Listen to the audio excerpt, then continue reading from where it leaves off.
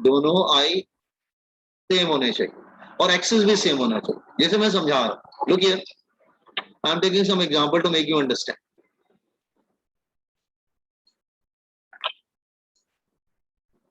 ठीक है, मैं कुछ एग्जांपल बता रहा हूं आपको।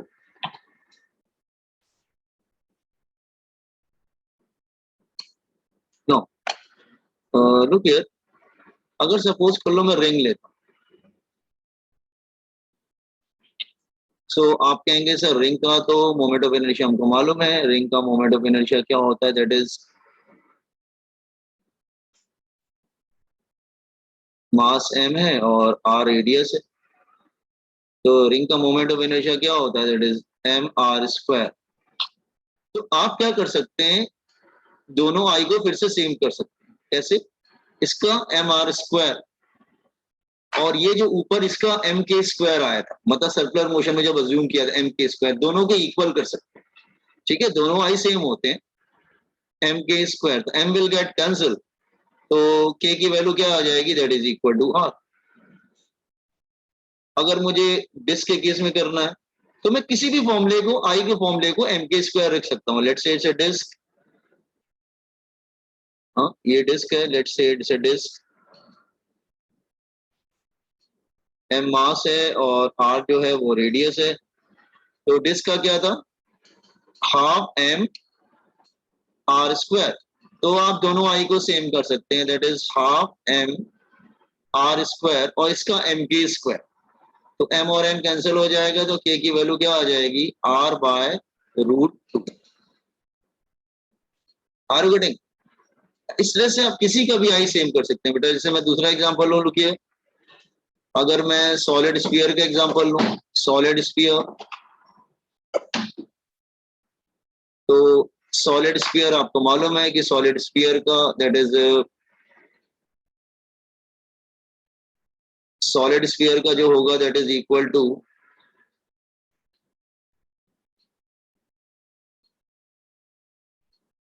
सॉलिड स्फीयर का, अगर r रेडियस है और m जो है मास है, तो सॉलिड स्फीयर का क्या था, I is equal to 2/5 mr²। तो आप यहाँ पे भी कर सकते हैं, दोनों आई को इक्वल कर सकते हैं, that is 2/5 mr² is equal to mk²। m और m कैंसिल हो जाएगा, तो r k की वैल्यू क्या आ जाएगी, दैट इज r√2/5।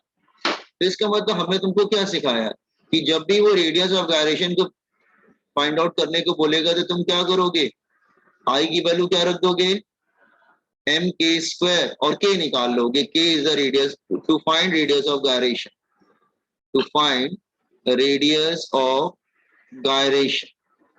तो are you getting? Radius of gyration कैसे फाइंड आउट करोगे बॉयज एंड गर्ल्स? आप आई के फॉर्मूले को क्या लिख दोगे, जो भी उसका आई का फॉर्मूला होगा उसको क्या लिख देंगे, mk²।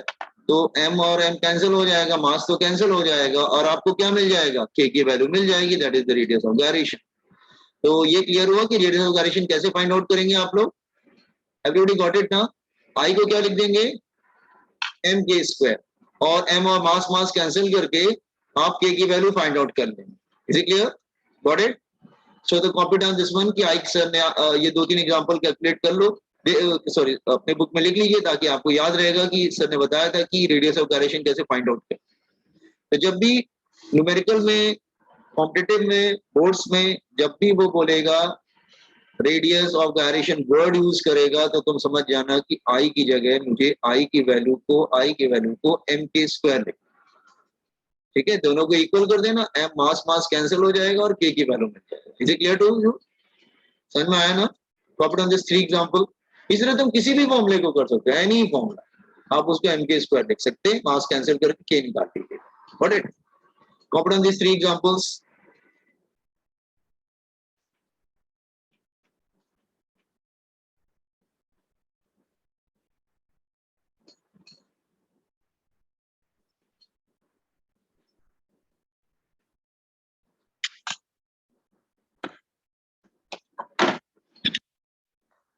तो आप देख रहे हैं ना, इस चैप्टर में रेडियस ऑफ गायरेशन काफी इंपॉर्टेंट फैक्टर है, बहुत सारे फॉर्मुलेज हैं उसके, ठीक है। तो ये सारे फॉर्मुलेज आपको मेमोराइज करने पड़ेंगे, लर्न करने पड़ेंगे, ठीक है।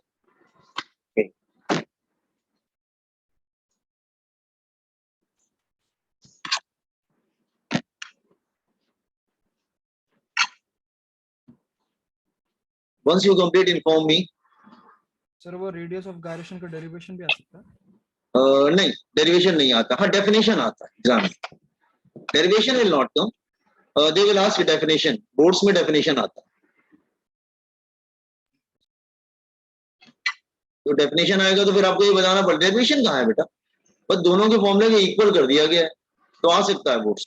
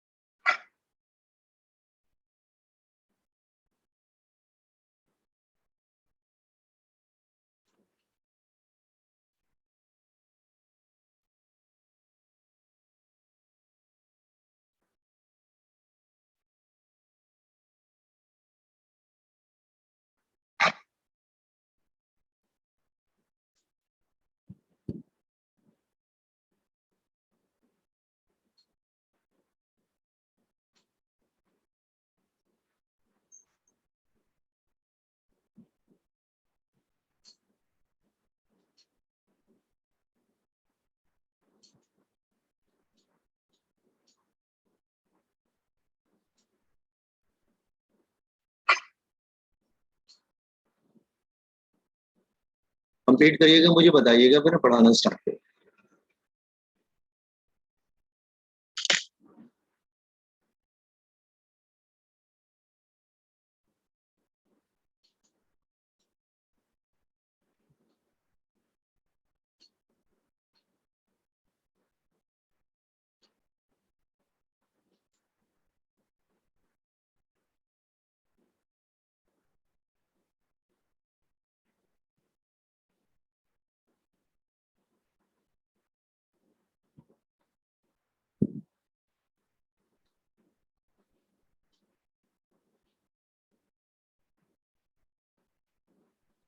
Done sir. Okay. Now moment of inertia से हट के थोड़ा अलग फॉर्म है इसका. टॉर्क. टॉर्क हमने क्लास 11 में पढ़ा था. We studied in class 11. Class 11 में चैप्टर फोर्स है. I think fourth chapter, I don't know. Force है, Newton laws of motion, that is force. ठीक है, लॉज ऑफ मोशन था शायद, लॉज ऑफ मोशन. उसमें हमने टॉर्क पढ़ा था. ठीक है, तो फिलहाल उसके फॉर्मूले डेरिवेशन तो नहीं आएगा, तो उसके पहले फॉर्मूले बता देते हैं क्लास 11 का. टॉर्क क्या था? Just here any object of any shape, let's say any object of any shape. ठीक. टॉर्क के तीन फॉर्मूले होते हैं बेटा. Let's say it's a rod. ये रॉड है सपोज कर लो. ये रॉड है सपोज कर लो. हियर. तो मैं दो तीन फॉर्मूले पहले टॉर्क के एक्सप्लेन कर देता हूँ. ये टॉर्क है and this is axis. Rod है, इसको बोलेंगे एक्सिस ऑफ रोटेशन. तो हम यहाँ पे फोर्स अप्लाई करते हैं हियर.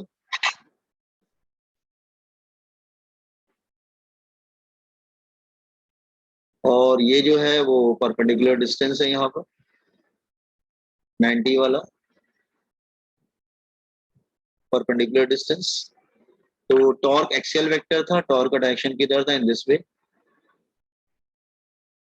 तो टॉर्क का फॉर्मूला होता है r cross F, force into perpendicular distance. एक तो टॉर्क का फॉर्मूला ये हो, force into perpendicular distance. Unit होती है न्यूटन मीटर. ऐसा यूनिट जो होता है वो होता है न्यूटन मीटर, क्लास 11 का. हाँ, लेकिन क्वेश्चन आता है कि सर अगर ये परपेंडिकुलर फोर्स नहीं मिला तो फिर दूसरा फॉर्मूला होता है. अगर ये परपेंडिकुलर फोर्स नहीं मिला तो क्या करेंगे आप? तो फिर हम लोग क्या करते हैं? हाँ, फिर अगेन एक्सिस. दिस टाइम आप सपोज कर लो फोर्स इस डायरेक्शन में अप्लाई कर रही है.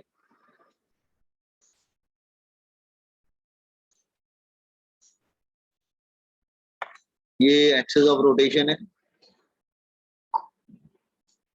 और ये ओ लिख देते हैं. और यहाँ पे ये डिस्टेंस जो है दैट इज आर. एंगल दोनों के बिटवीन क्या बन रहा है? थीटा. वो ऐसे घूम रहा है. तो यहाँ पे टॉर्क का फॉर्मूला होता है that is r cross F, cross product होता है, वेक्टर होता है बेटा, आर एफ साइन थीटा होता है। आप टॉर्क का फॉर्मूला आर क्रॉस एफ कर सकते हैं, मतलब आप वेक्टर डिटर्मिनेंट मेथड से फाइंड आउट कर सकते हैं, that is i j k x y z F x F y F z. Determinant ऊपर करना आता है ना आप लोग को, ठीक है। आप लेट अगर हम ले लेते हैं force is equal to, determinant मालूम है ना आप लोग को, हाँ sir. F y j cap plus F z k cap, और आर की वैल्यू है that is x i cap, जिसे न्यूमेरिकल में आता है 11 का, लेकिन आता है ये 11 का जो चैप्टर फोर्स है ना वो सीईटी में आएगा। 11 का जो चैप्टर फोर्स है वो सीईटी में आएगा, ये बात ध्यान रखना। X i cap plus Y j cap plus Z के। तो टॉर्क के बहुत सारे फॉर्मुलेज होते हैं, ये भी हो गया टॉर्क का formula, R F sine theta भी होता है, ठीक है, आर क्रॉस एफ भी होता है, और थीटा जो होता है angle between r and F, angle between r and F force, ठीक है। तो ये 11 का। अब कहेंगे सर आप 11 के तो फॉर्मूले पढ़ चुके हैं, अब आप और क्या बताने वाले हैं? हम अब 12 का फॉर्मूला बताएंगे टॉर्क का, मतलब फर्स्ट रोटेशनल डायनेमिक में टॉर्क का फॉर्मूला क्या। तो ये तो 11 का फॉर्मूला था, अब हम 12 का क्लास का torque of a rotating body, torque of a rotating body. पहले 11 का फॉर्मूला लिख लीजिए, आपको याद रहेगा, ये सब सीईटी में आएगा, remember, rotating body, that is the formula, torque of a rotating body. और ये डेरिवेशन आते हैं बोर्ड्स में, हाँ, इसका डेरिवेशन बेसिकली ये बोर्ड्स में पूछा जाता है, टॉर्क ऑफ ए रोटेटिंग, ये ऑब्जेक्ट इस तरह से rotate.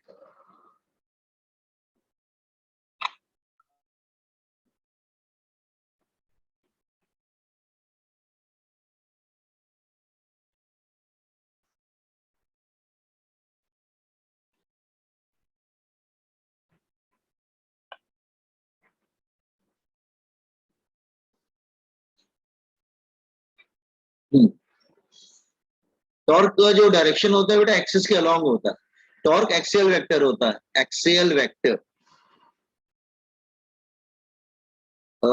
Along the axis, axis के अलोंग होता है, along the axis of rotation, axis of rotation.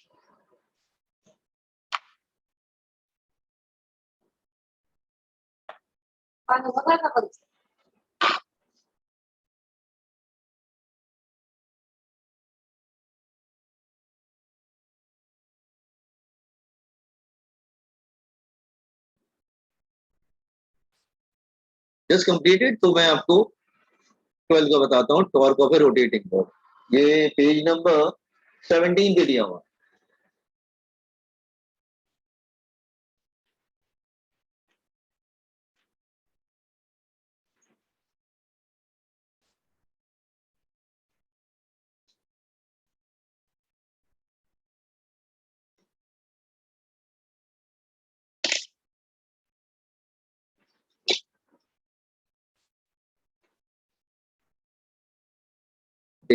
एक से होल्ड करिए।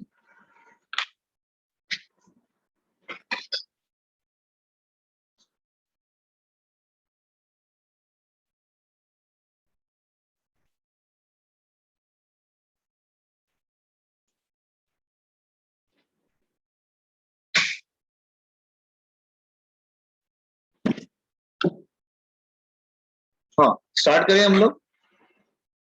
Just a second. और टॉर्क हमेशा याद रखना एक्सिस के अलोंग होता है, एक्सिस ऑफ रोटेशन, मतलब जो ऑब्जेक्ट रोटेट कर रहा है ना उसके एक्सिस के अलोंग।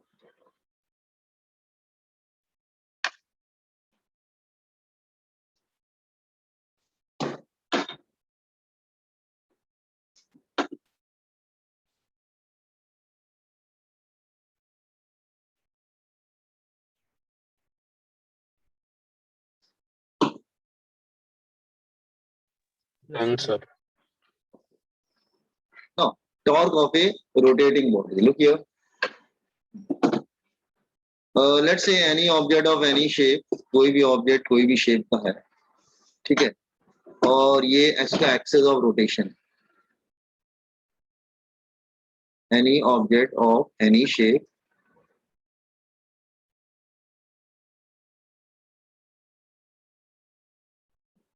ये उसका जो axis of rotation, axis of rotation. और हाँ, इसमें बहुत सारे पार्टिकल्स हैं, लेट्स से M1,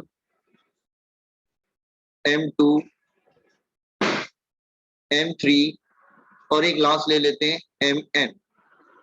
तो जितने भी पार्टिकल्स हैं इनका जो डिस्टेंस है यहाँ से क्या बन रहा है R1, इसका डिस्टेंस बन रहा है R2, इसका डिस्टेंस बनता है R3 और इसका डिस्टेंस बनता है R4। तो बहुत सारे पार्टिकल्स हैं, ये सब सर्कुलर मोशन कर रहे हैं, ठीक है। अब जब सर्कुलर मोशन कर रहे हैं, ठीक है, सो ये इस डायरेक्शन में सपोज कर लो रोटेट कर, तो फोर्स भी लग रहा है, दैट इज F1, यहाँ पे लग रहा है फोर्स F2, इधर लग रहा है फोर्स F3 और यहाँ पे लग रहा है फोर्स। परपेंडिकुलर बनाना लाइन से, R से परपेंडिकुलर होना चाहिए, Fn 90 पे बेटा, ये 90 पे, ठीक है, इस तरह से फोर्स लग रहा है, ठीक है, और वो रोटेट कर रहा है विद एंगुलर एक्सलेशन अल्फा। जैसे लीनियर एक्सलेशन ए होता था तो एंगुलर एक्सलेशन अल्फा, हमने स्टार्टिंग बताया था, थीटा बताया था, ओमेगा बताया था, अल्फा बताया। तो linear acceleration alpha, alpha alpha याद है आप लोग को? मैं दोबारा बताता हूँ जैसे ये आपको याद है जब मैं अल्फा पढ़ा रहा था, देखो ये अल्फा स्टार्टिंग बताया था, देखो ये वाला D D omega by D angular acceleration, ये बताया था ना मैंने, क्लियर? Yes sir. तो ये वाला अल्फा की बात कर रहे हैं, ये एक्सेस के अलॉन्ग होता है, दैट। हाँ, नाउ वापस आते हैं हम लोग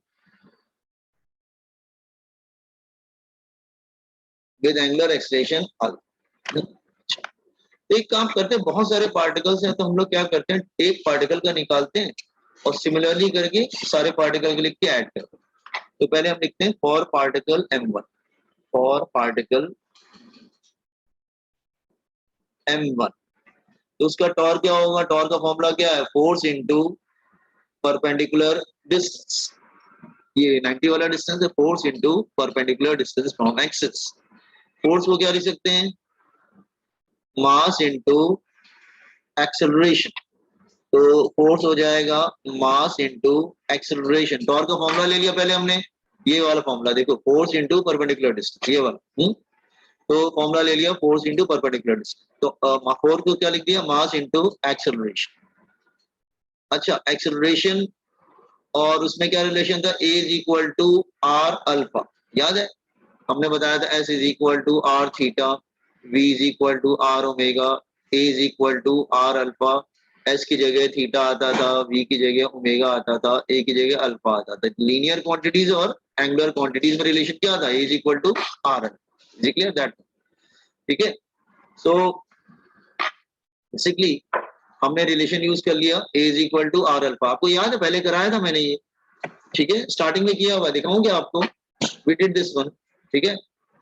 सो ए की वैल्यू क्या होता है, आर अल्फा, यहाँ पे रख दीजिए, तो torque 1 is equal to M1, इसकी वैल्यू होगी R1 अल्फा, आर, तो टॉर्क का फॉर्मूला क्या हो गया, M1 R1 स्क्वायर अल्फा। जैसे एक पार्टिकल का निकाल लिया तो सिमिलरली करके सबका लिख देंगे, similarly for particle 2, for particle M2, particle M2 के लिए क्या हो जाएगा, that is equal to M2 R2 square alpha. इसी तरह फॉर पार्टिकल M3,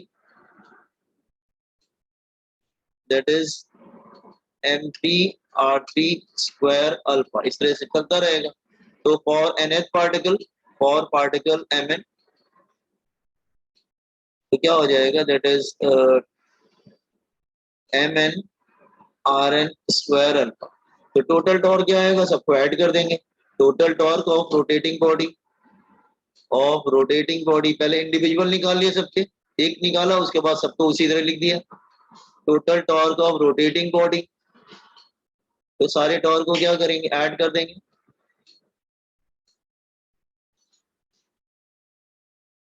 तो पहले का क्या था, m1 r1 स्क्वायर अल्फा, दूसरे का क्या है m2 r2 square alpha.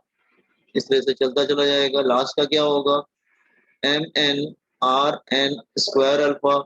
Common क्या हो जाएगा, अल्फा कॉमन हो जाएगा, तो m1 r1 square plus m2 r2 square plus plus plus plus mn square, alpha बाहर कॉमन है, ठीक है।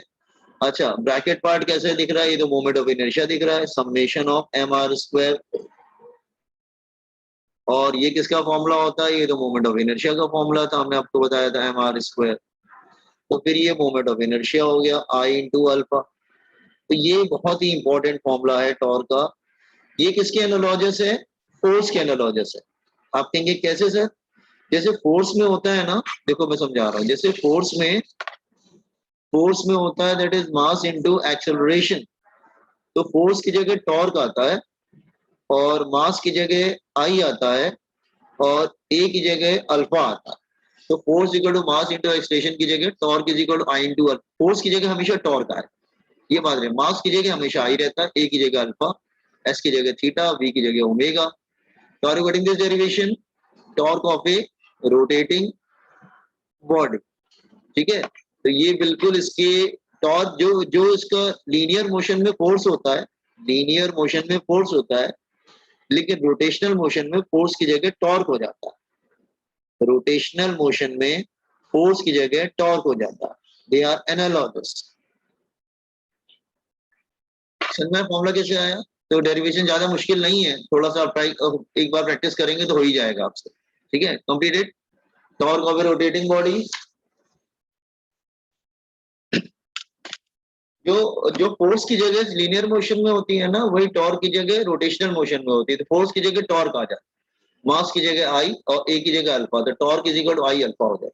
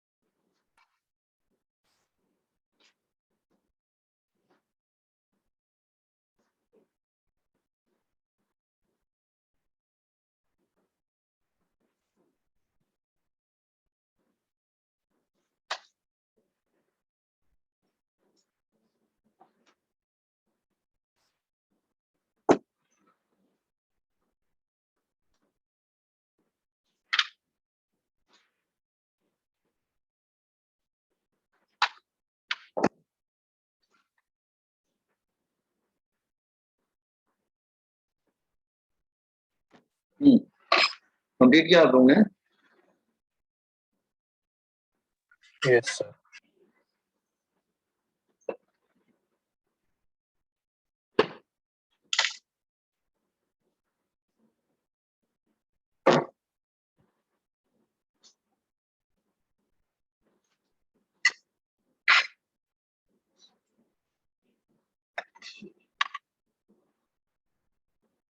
एक दो डेरिवेशन और है, ये भी डेरिवेशन है, ये भी बोर्ड्स में आ सकता है।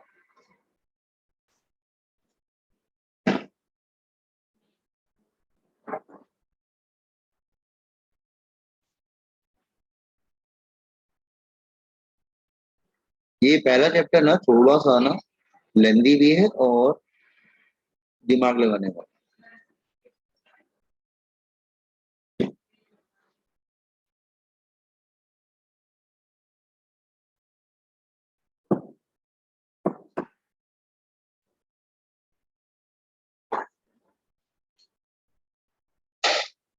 कंप्लीट करिएगा तो मुझे बताइएगा। Done, sir.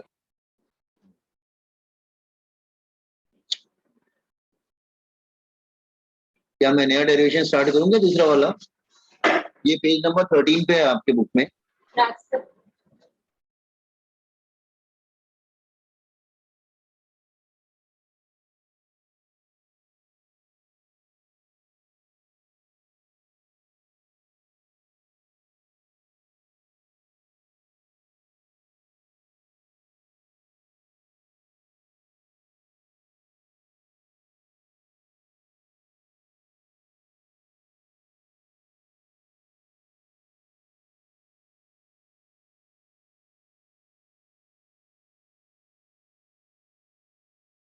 Done, sir.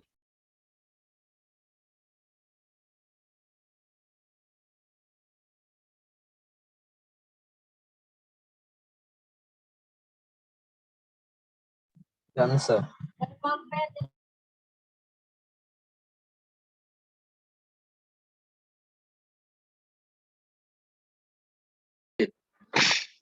Now rotating body देखो, let's say any object of any shape, and this is axis here. जैसे पहले डायग्राम बनाया था ना वैसे ही बनाओ। ये एक्सिस ऑफ रोटेशन है।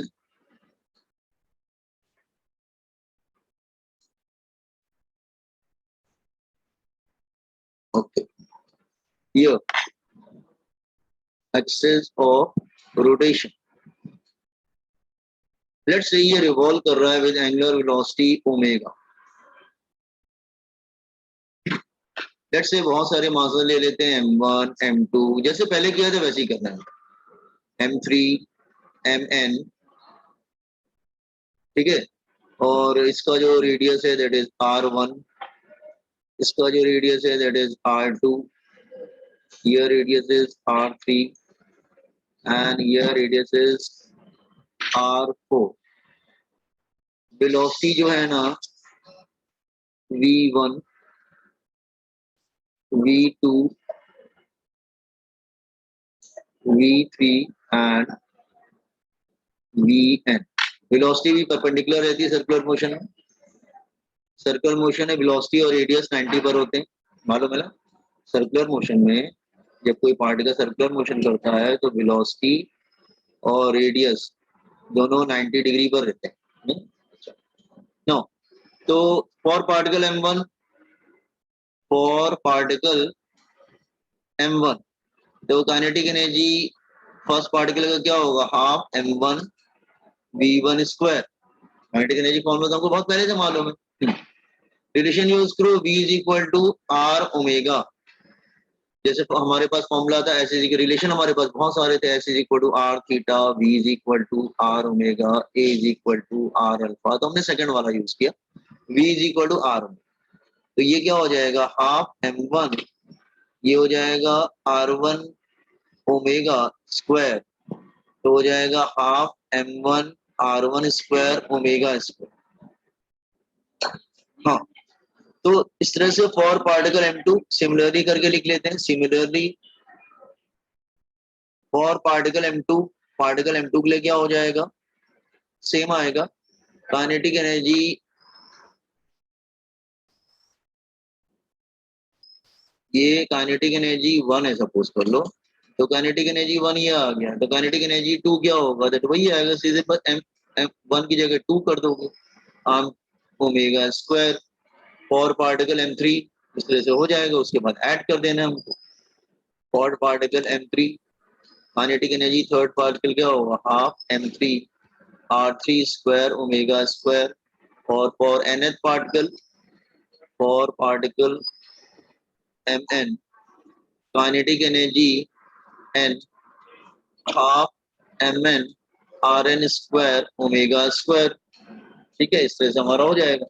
तो टोटल काइनेटिक एनर्जी कितना हो जाएगा, total kinetic energy of rotating body, सबको ऐड कर दो, रोटेटिंग बॉडी, तो टोटल काइनेटिक एनर्जी क्या हो जाएगा, that is kinetic energy of first particle, kinetic energy of second particle, plus plus plus plus plus kinetic energy of nth particle, ये क्या हो जाएगा, half m1 r1 square omega square, दूसरा क्या हो जाएगा, half m2 r2 square omega square, last का क्या हो जाएगा, half mn rn rn square omega square.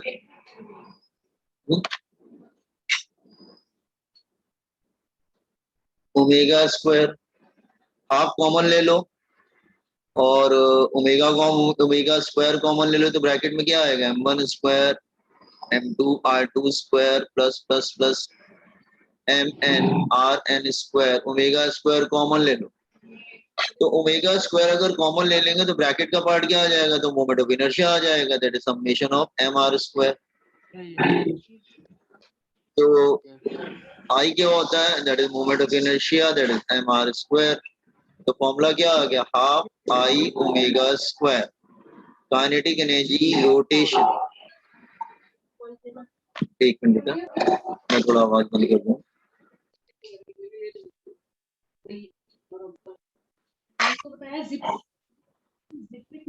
Part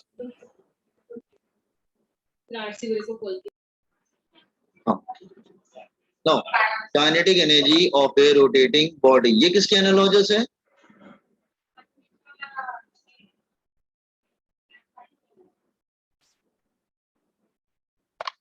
देखो ध्यान से समझो, ये किसके एनालॉजस है,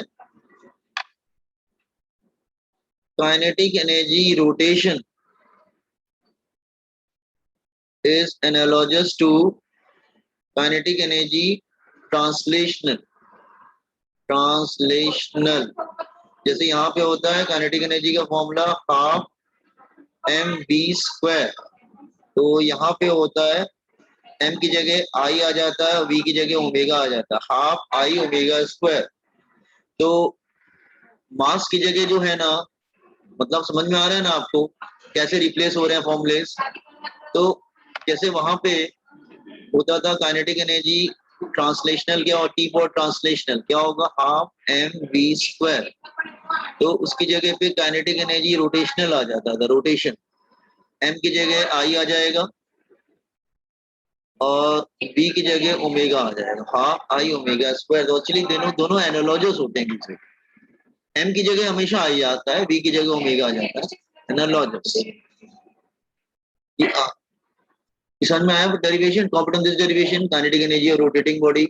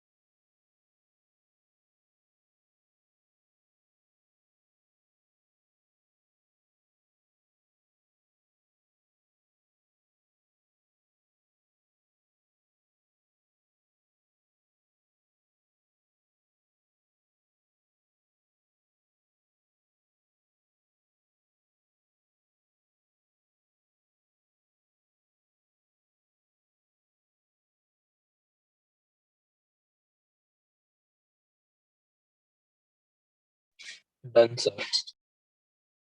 No, sir.